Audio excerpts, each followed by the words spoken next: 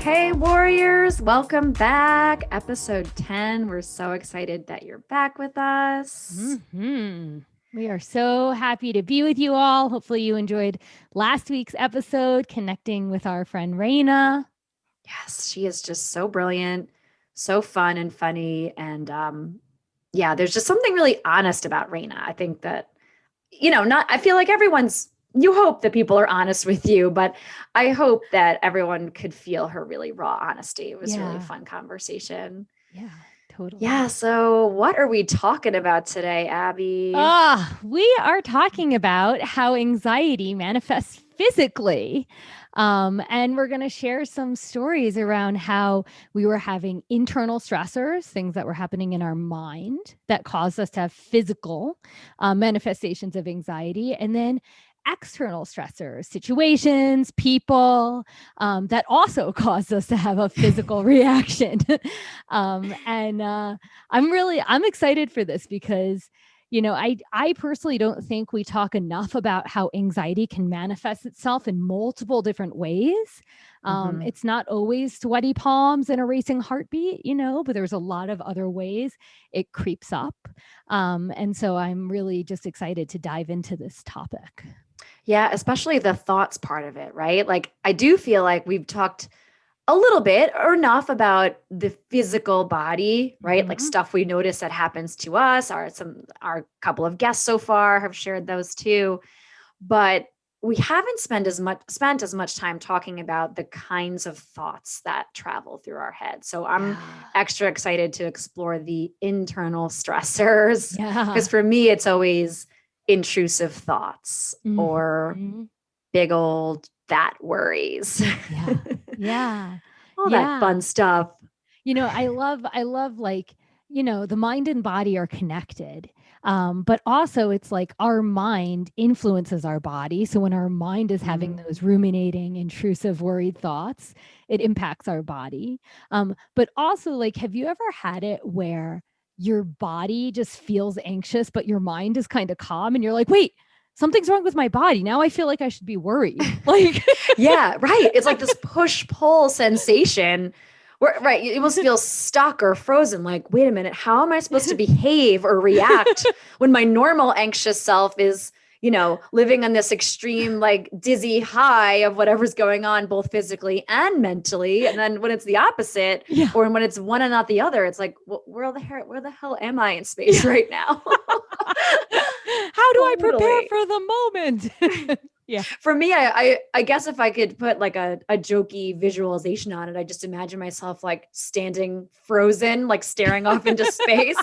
Just somebody walking by would be like, something's wrong with that lady. Us anxiety warriors, right? Oh, Although what we've come to learn is that nothing's really wrong with us. We are just fully experiencing stuff in our minds and bodies, and it's our yeah. anxiety, and it's with us, and we've got it, and it's got us. We're Yeah. all together in this relationship. I love it. So uh, I'm super excited to hear your stories. Do you want mm, to go first and share some of the sure. internal, external stressors that manifest? It's manifest. When you hear the word manifest, it's such a buzzy word too, right? Yes. Oh, you're shaking your head. Everyone right now should know that. And I have a lot of mixed feelings about the word manifestation. Mm-hmm. But not in this context. We won't get into that today. So in this context, it makes total sense to me. It doesn't trigger anything. But so as we've learned about me, I was a very anxious kid, turned anxious adult.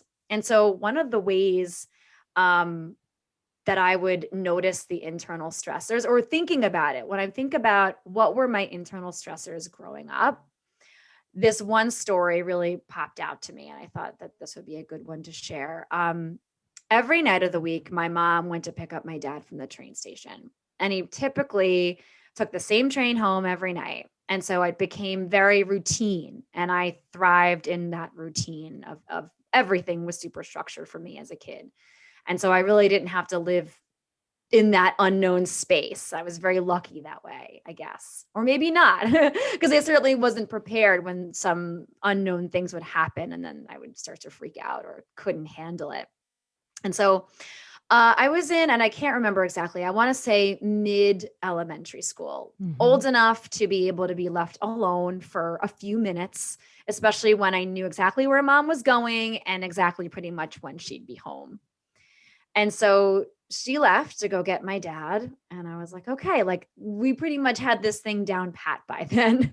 I knew it was going to be like no more than like 6 to 10 minutes at most Mhm. of me waiting at home by myself. And for anyone that like is a little bit younger, back in the 80s and 90s, our parents, they kind of left us alone sometimes. And Yes. that wasn't a bad thing. We all lived and we all lived to tell the stories. So anyway, a few minutes went by and everything was okay. And then more than 10 minutes went by. Mm. And then the thoughts came, right? It was, Yeah. okay, I'm waiting. I'm staring at the clock. Mom's not back. Dad's not back. Okay, now I'm walking to the door. Now I'm Mm. looking out the window. Now I'm pacing. Yeah. Now I'm sitting by the door. Now my legs are shaking. Now I'm sweating. Now my heart's pounding. Now I'm crying, right? And so all of these physical things were happening in my body that, again, at the time, I was not attributing to this larger umbrella of being anxious, Yeah. but they slowly started to come up in my physical body. But mostly it was in my head. It was, someone's dead. Yeah. Yeah. They're not going to come home. I'm going to live here alone for the rest of my life. The police are going to come and I'm going to have to go with them. Like Yeah. every single thought that I could have had went through my tiny little mind of Mhm. my like 8-year-old self. Yeah. And it was all those unknowns, I was frantic. Certainly those thoughts were very, very dark. And then maybe 20 minutes had gone by since my mom had left, which, okay, to a little girl, those extra 10 minutes or so felt like a very, very long time. Yeah. And so about 20 minutes later, my parents came in. They were laughing and talking like easy breezy, like Yeah. strolling in from work. And I just, I ran up to them in complete hysterics Yeah. and just Yeah. grabbed on.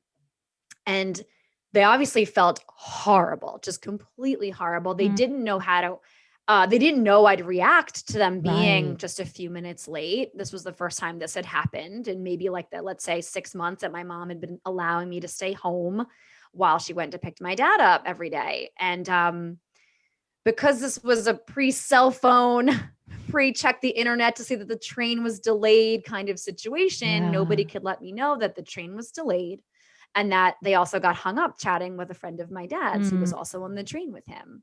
Yeah. And look, I was very lucky. My parents held me, they listened, they validated my feelings, which was amazing.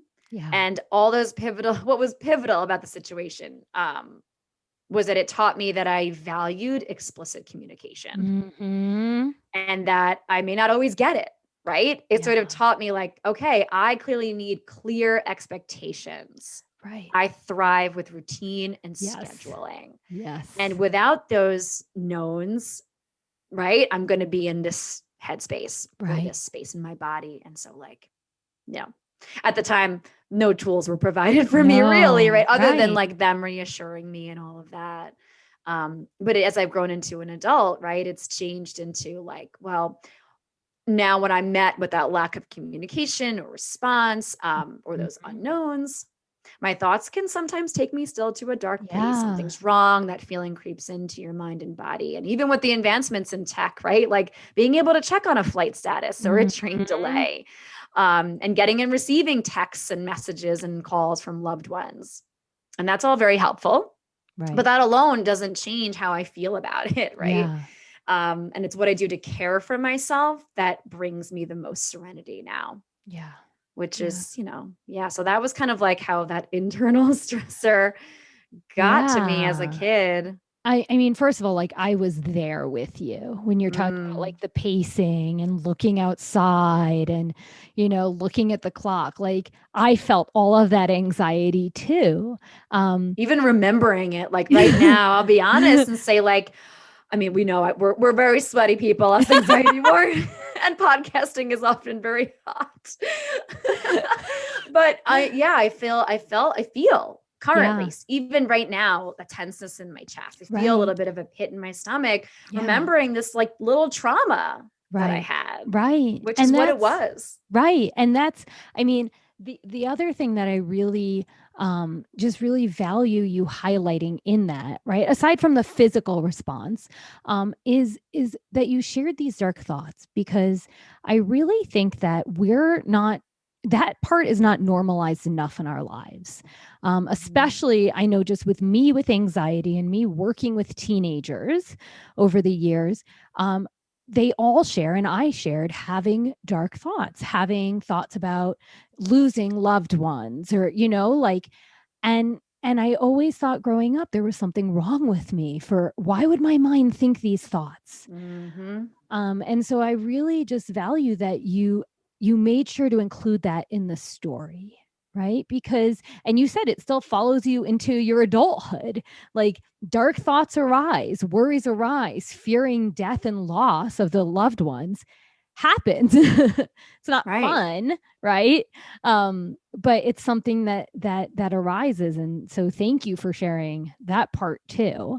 And then my question is, you said being able to care for yourself is what really helps. So is that some of the stuff we've talked about, like somatic holds, or are there other Yeah. Yeah. particular So, things? yeah. So some of those things that bring me the most serenity now that I have like this nice, wide, vast set of tools for myself is acknowledging the arrival of Bertha. That's always Yeah. step one, always, always. Another big one is just changing up my scenery. Right. So, like, Mhm. I'm an adult now. And so I have the ability to take myself outside, Yeah. to leave the space that I'm in, to leave a situation. Not always, right? But if that is available to me, that helps a lot. And then, Mhm. yes, of course, somatic holds are another go-to. And another one is mantras. Yeah. And that's actually been a really powerful one for me, especially over the last 5 years or so. And I didn't always use that, but Mhm. it's grown. And what you were just saying about bringing out and being honest about the things that go on in our minds is Yeah. remembering that we do have some control over what goes on in our minds too. Yeah. And so providing myself with powerful mantras, things like I am here now, things that I can ground to in my space, right? Mhm. I can see X, right? I'm noticing my Yeah. five senses. So I can see right now I'm at my desk. I can see my elephant structure. I can see my book in front of me, Mhm. one of my favorite books.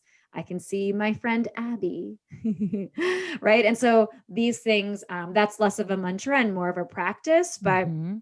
those are definitely in my Yeah. practice. Yeah. Anchoring Yeah. yourself into the present moment, right? Rather Mm-hmm. than the planning, worried, ruminating, thoughts of, we don't know what's possible. We don't know what's happening except for outside this moment.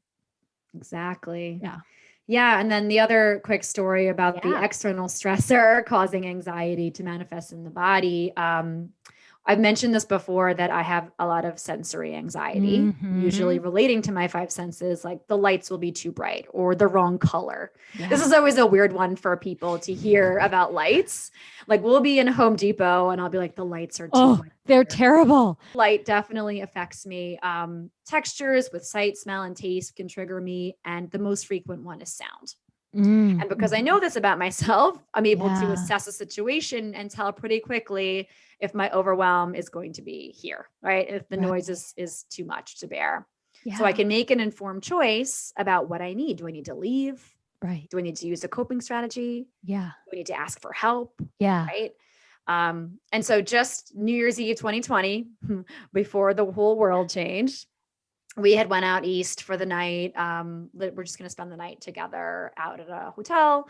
We had dinner out, went to the brewery, and then we decided to go to a bar, which we're not really bar people anymore, aging ourselves. But, literally we were there for about 2 minutes and then I was like, I have to go. Mhm. Just like we hadn't even really settled in. I was like, I can't be here. It was Yeah. just way too loud. Oh, yeah. And I love loud music sometimes when I'm in the mood or Mhm. we're in a certain situation or whatever. And I love to dance and I'm all about it. But in this moment, I was like, nope. I knew right away in my head, in my body, I was sweating. I'm looking around. This was Mhm. another thing that happens to me physically is I start scanning really quickly. Yeah.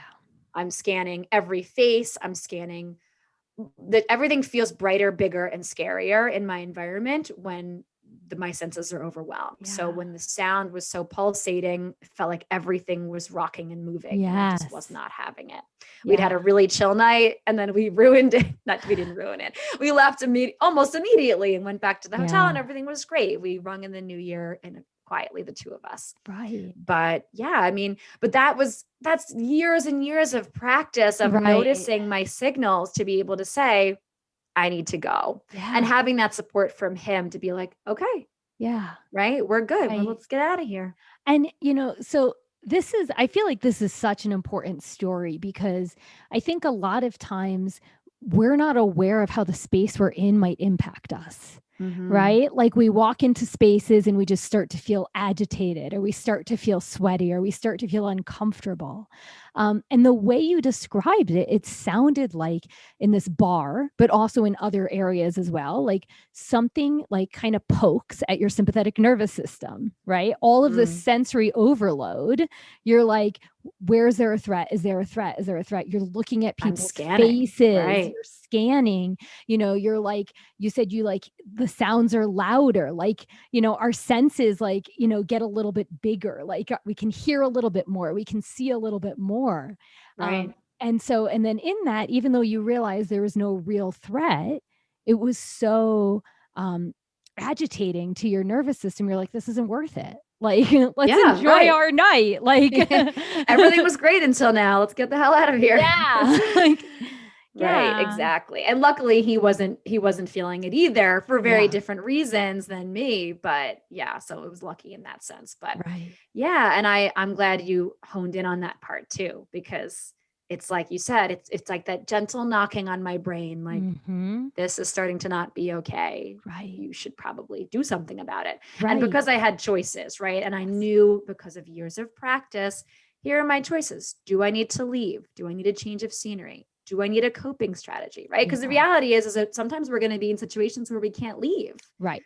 Right. Or we're not going to have that supportive person or that Right. ability to support. So having those coping strategies that are going to work or as best as they can for you in the moment that you start to feel those symptoms manifest in your body.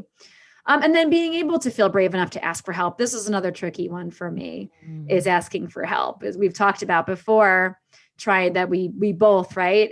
Or at times anyway, you feel like I should be figuring this out on my own. Yes. And in reality, you can't figure everything out on your own. And I know I've started reading that book, Attached, that again, everyone knows Abby's really obsessed with attachment theory, and it Mm-hmm. is very, very, very interesting. I'm loving it so far. Yeah. And Abby has agreed to read my favorite book, It's coming Untamed by Glennon today. Doyle. And we'll have lots of like book club conversations, I'm sure, in the future. But what I have learned is that, I mean, I'm only a couple of chapters in, I'll be honest, but I do think that, especially with my first story, that I had a lot of anxious attachment to my parents, Mm-hmm. right? Things that I didn't think about Yeah. until literally right now. It's like, oh, Yeah. wow, I had a lot of anxious attachment. Or I feel like maybe my attachments are related to who I'm with, right? Right. And so it can change. It's certainly changed for me with a lot of different people over the years. I'm not even sure yet which one I am more, Yeah. really depending on who I'm with. And yeah, it's And so interesting. that's it too, is like you've been with Adam so long, you could definitely be a secure Right. attachment with him. Right? Definitely am. Yeah. But then meeting Definitely new am. people, they might poke your anxious attachment or they might, Yeah. and it's so fascinating. Or thinking about my family still too. So there's something about there's something about my home and my family and my upbringing that I feel like I have more anxious attachment to my family than I do with my husband. Yeah. Which is interesting, but I'm I am excited to keep exploring. But I was gonna say, anyway, I'm excited for us to nerd out on that one. I know this will be a whole, as Abby had put it in a previous episode, she wants a whole season on attachment, which maybe we'll do. Yeah. Yeah. Cool. Well, thanks for Cool. listening. I can't wait to hear about your internal and external Yeah. stressors and how it manifested for you. So, so first of all, I can relate to everything that you shared, especially like as a kid and the routine changing or whatever happened, it would set me off. I didn't know I had anxiety, right? It was just like suffering.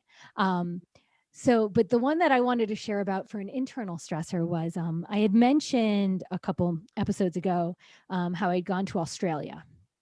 And I still won't tell the full story right now, although my anxiety did get me to Australia. um, but the beginning of the story is I had been working like 5 jobs and saving a lot of money, and the opportunity presented itself where I could go to Australia and live there for like 6 months or whatever. And I just kind of impulsively agreed to do it. I was like, okay, I'm doing it. And then, for at least like 2, 3 months, first I had to tell my job that I was going to be leaving for 6 months and telling my friends. And people are asking me, like, aren't you nervous? Because I don't know anyone in Australia. I have a hostel booked for 2 nights. Like I don't know what I'm gonna do. Hopefully it's fun. But like I'm just going to a new land and know nothing. and and so people would ask me if I was feeling nervous or anything. And I was like, no, no. And really, I wasn't feeling anything. Right. I just kind of was going through the motions of day by day. And I think that was a coping strategy because basically a few days before I went to Australia, I started breaking out in these rashes all over my body. And I went to the doctor and they're like, no, it seems like this is fine. You're okay to go, whatever. And so I went to Australia. And by the time that I got there, like my whole torso and top of my arms were covered in these rashes. And I went to a doctor and they were like, were you stressed coming here? And I was like, I didn't think I was. And they were like, this seems like a really big stress rash. And at the time, like, again, anxiety wasn't talked about that much. Right. So people were using the word stress, but I think what I was really experiencing up until getting to Australia was just deep anxiety, but I didn't have awareness of my body and I didn't have awareness of my thoughts. And I had a lot of unhealthy ways of coping. I would drink wine and I would watch TV and I would do all these things that checked me out from my present moment. And so of course I didn't know how I was doing. I would keep myself busy visiting friends and and so that was obviously like my mind created enough stress where it manifested in my body to let me know like, hey, give me attention. I need I'm here. attention. Yeah. Allow me to remind you with these lovely hives. Well, that is the next story because that was like the first one was like some type of like rosacea, right? But in the second story with the external stressor, this happened, like 10 years later when I was living in Queens, New York. And I was teaching kids yoga in different studios. And I had contracted with one of the studios. And this woman, like who owned the studio, was just such a challenging person for me. One moment she loved me, the other moment she hated me. One moment she's greeting me with a hug, the next moment she's like blatantly ignoring me right in front of her. One moment she's helping me grow the classes, the next moment it's like you're on your own. It was like it was so hot and cold that I was so confused, right? And at this point, I had my tools, I had my practices, but what ended up happening was during that time of, contracting with her, I broke out in hives, like full on hives, which were different than the rashes, right? Yeah. I was like, oh, this is a problem. Like something is really going on here that's a problem. And then I had about 8 weeks of hives. When they finally went away, I now have this thing. I'm going to say it so wrong, but it's like urticaria dermatographia. And I said it wrong. Nobody judge me, please. It sounds legit. I don't know. It's where I can write on my skin. So I had hives and it misfired for so long. And it, basically now, if my skin is lightly agitated and my fingers touch my skin, right, it'll appear like hivey and red. And it's like writing is on my skin.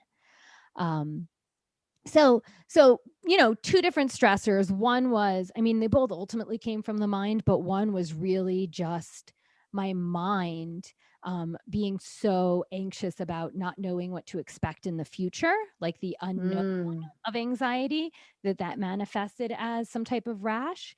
And then in the external one, it was like an interpersonal relationship where it was so confusing. Even to this day, But it was also an unknown, right? Because you never knew where you stood with this person. That's it. You never knew what, when you were going to see them, how you were going to be treated or how to behave based on their behavior patterns were all over the place. So there you go. Sounds very stressful. The unknown really shows up in both of them.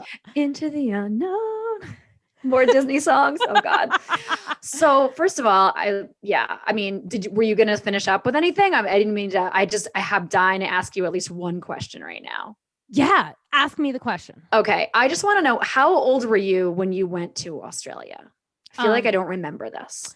This was when I was either 23 or 24. Okay. Like I remembered you telling me about going to Australia, but I didn't remember. You said there was a 10-year difference between these two stories. So I kind of wanted to guess, but wow. So you were really young. I was really young. Yeah. Really young. Yeah. Traveling by myself to a new country, not knowing anyone there. I was going through some program that said that they were going to get me a job, but really the only job they were going to offer me once I got there was either picking fruit in a field or stuffing mail in a mail room. And so I found a waitressing job when I got there, and I made friends, and I ended up going to Thailand. Like a lot of awesome things happened from it. But yeah, I was young, and I can't believe I did that now. Like no cell phones, no Facebook, Yeah. Yeah. Well, when a couple of things that stood out to me too, when you mentioned that other people were asking you if you were scared or if you were nervous, and it sounds like it happened, maybe you tell me if I'm wrong, repetitively leading up to the trip. Yeah. Right. And so maybe even subconsciously, some of these anxieties were being planted into your mind. Like, should I be nervous about X, Y, and Z? Right. And even if your head wasn't telling you that at the time, your body started showing it, right? When it became very close to the time, like, okay, my bags are packed and everything's ready. I got my passport, time to actually go and do this thing. And then there you go. You had that experience with the skin rash, the stress rash once you had arrived. And when they were like, have you been having a lot of stress? I didn't think so. I thought that was really interesting. And it sounded like there was a little bit of maybe dissociation going on. I feel like I had a lot of dissociation going on in my early 20s, because it wasn't until I came back from Australia that I was diagnosed with anxiety. So, a lot of times it was so overwhelming to be in my body. It was easier to ignore it, and not be in those situations. But, as you just said that like, were they planting it, or were you actually, stressed out about this big transition, this move? It just reminded me that right before I went to college, like within a week before going to college, I got really sick. And the doctors didn't really know what was wrong with me. Like none of the tests were, and then it went away. And so I just wonder, did I have a pattern of with big transitions, it really showed up as illness or rashes or. Right. And this is the thing too about not talking about it as much as we do now, right? That it's like now when you really think about the course of your long life or not so long life, even for, young people listening, there are moments that I'm sure eventually will maybe stick out to you as, a pattern showing up. Yeah. And what I noticed in both of your stories too was that it seemed like in both situations there was a steady build of maybe the stressors and the anxiety, right? It was the anticipation of waiting to go on this life-altering, changing trip that you were going to be leaving the country for half a year at 24 years old. Like, and then with the situation with the studio owner, just constantly having when you first meet someone, right? Anyone could argue you're not really sure if what you're getting is maybe the real them. Right. But as you get to know them, typically their patterns emerge. And it sounds like this person didn't have a steady pattern and you really didn't know what to expect from them. Yeah. And because of that, and as your relationship went on and there were so many mixed signals that she was giving you, right? Like greeting you with a hug and kiss and supporting you and trying to grow your classes, and then ignoring you while you're 2 feet in front of her face obviously sound very anxiety inducing. Yeah. So, but that steady build, right? Of like never knowing that the unknowns, right? We're back to the unknowns, never knowing where you're going to end up in this place or with this person. And with this person, the thing that was really interesting is like in the internal stressors, when I finally was diagnosed with anxiety, I learned like my thoughts matter, my feelings matter, body sensations matter. I can see my triggers ahead of time. Like I can see when things start to show up before it explodes. Right. So I had those tools with this woman. But for her, what I started to do was internalize that I was doing something wrong. Right? Like, oh, I wasn't being a good business person, or, oh, maybe I said something she took offense at, like she was offended by. And, and so I started to internalize I did something wrong, even though I knew I didn't. And it wasn't until months later, right, where I met up with another person that knew this woman, and that person was like, oh, that woman is hot and cold. And I was like, oh, it's not me. Right. Right. That validation from this outside source. Yeah. And so that really taught me that like when there's confusion with other people, like my go-to is to blame myself.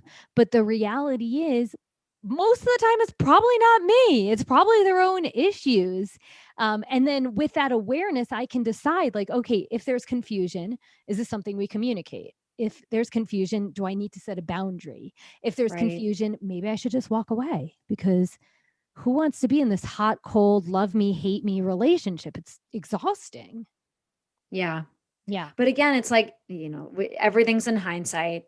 And so luckily you have this suite of tools now, right? And so you said that you're able, one of them, which was the same for me, you notice, yourself. And so you're able to notice when your body's starting to get to a certain place. So like, are there any other maybe different than what we've talked about, or even some of the same strategies that continue to work for you when some of these things come up like today? Yeah.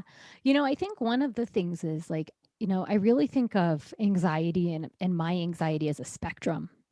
And I like have different versions of anxiety. Right. And so some of it is more like anxious attachment anxiety. And so, if I'm not hearing back from Dan when I expect to hear from him, that brings up a different type of anxious response than if I'm going to like do public speaking. Right. And so what I've really learned is to get really clear on the type of anxiety that I'm experiencing, to then figure out what do I need next. Because like if I'm nervous about public speaking, then I have my tools of like a slow exhale that always really helps me out, like a long slow exhale. And I feel the bottoms of my feet and I like listen to the sounds around me. But if I'm feeling some type of anxiety with people, with friends, with my partner, with my family, like with them, my go-to is to communicate. Right. And so it's just really knowing the anxiety I'm experiencing helps me decide what tool I need. What next? Right. What's the next step? Yeah. I mean, sometimes when I'm having a really anxious moment or a lot of anxious moments, it's just, I ask myself, what's the next best thing I need right now? Yeah. What is just one thing that I'm going to do right now? Right. Right. And try to keep myself from getting overwhelmed from like, I'm about to give this presentation. I'm about to teach this class. I'm about to do this thing and I'm freaking out about it now. Okay. Well, that thing, all those things are still happening and there's probably nothing I can do about it. I can't back out of a situation or whatever. I'm literally about to walk into a room or whatever it is and just be able to say, what's the next right thing I can do for myself right now? Right. Yeah. Oh, awesome. Yeah. Love those stories. Yeah. And one day you'll have to like send me pictures of you in Australia. I'm oh my dying to gosh. see. Yes. I have pictures of me like before selfies were a thing, right? I had like I have tons of selfies. Yeah. From high school. Right. No cell phones. Like you have the disposable long camera, arm. or you have the I have selfies of me with like a kangaroo. You know, I'll definitely send you pictures. All right. Yeah. Well. So yeah, I think, you know, just for our audience, it's really you know, helpful to consider like you know, in different situations, does your anxiety manifest differently? Is it the same? Does it change based on internal and external stressors?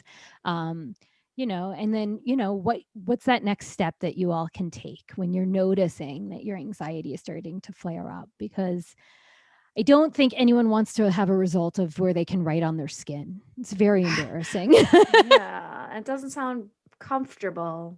It gets like a little hot and inflamed, but also it's like if I touch my face, I have a red mark on my face for like 5 to 10 minutes afterwards. Right. So, right.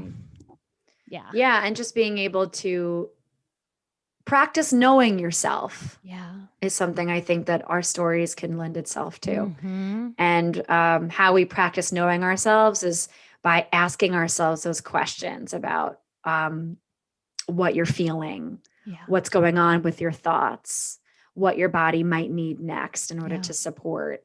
So it's just some things we hope you warriors can reflect upon after you listen now or during the week. And I think we have a very special win of the week. That is not from either of us this week. I have I have a win of the week from my Aunt Shari.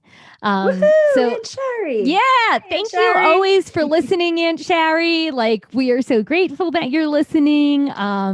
She sends me messages like about our podcast. So we really appreciate you as a listener. And so she sent me a message the other day saying, hey, I have a win of the week.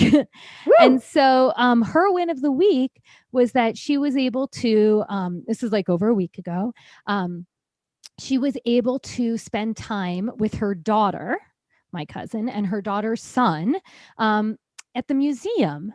And for her, it was a really big win because she has a challenge with work-life balance. And when it's not balanced, it actually causes her a lot of anxiety. And so it's been extra hard during the pandemic to not see her daughter and her grandson as much. And family is like one of the most important things to her. And so just being able to spend the day with her daughter and her grandson just brought her a lot of joy and felt like a big win. That's amazing. Yeah. Good job, Aunt Shari. Family's the best. We're very lucky that our families are so supportive of the pod. And we have so many amazing listeners who follow us along on Instagram. Speaking of which, if you are not part of our Instagram fam, we hope that you choose to hop on there and join us. We're at Anxiety Warriors Podcast. And if you just want to talk about anything, you have great topic ideas, you think you might be a great guest for our podcast, please feel free to shoot us an email at anxietywarriorspodcast@gmail.com. And we look forward to hearing from you, especially, hopefully, in that review section. Yes, please. Yes, on Apple or wherever you get your podcasts. Leave us a rating and a review, especially if you're enjoying the pod. They mean the world to us, and we hope to be able to reach more warriors, and that's the only way we're going to be able to do so. And we so appreciate you showing up and being here with us, loyal, loving listeners every week. We truly love you. Thank you. Thank you all so much for going on this journey with us. We are so, so grateful you all are here. Till next time, warriors.